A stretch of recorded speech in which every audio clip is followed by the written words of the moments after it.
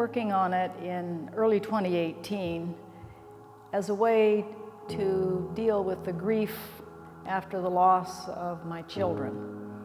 And it came from a very deep and personal place of grieving, but it quickly morphed into a more general concept of guarding against misfortunes and losses of all kinds, which all of us experience in our lives.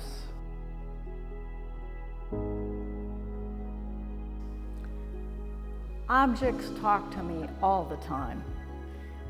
I can be walking in the woods, in the park, at the beach, at the side of the road, and find something that speaks to me, and I think I must bring it home. I don't know how I'm going to use it yet, but I definitely will find a use. And sometimes I'll keep objects up to 2 decades before I find a way to use them.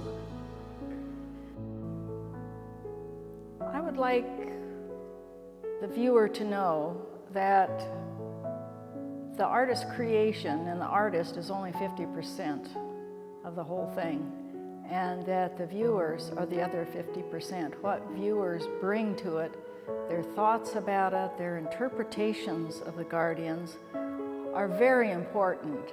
Without the viewers, the installation is incomplete. And I would like people to feel that these guardians are owned by them as well as by me, and that they are free to make whatever interpretation they want of them. There's no one single correct interpretation of any of them.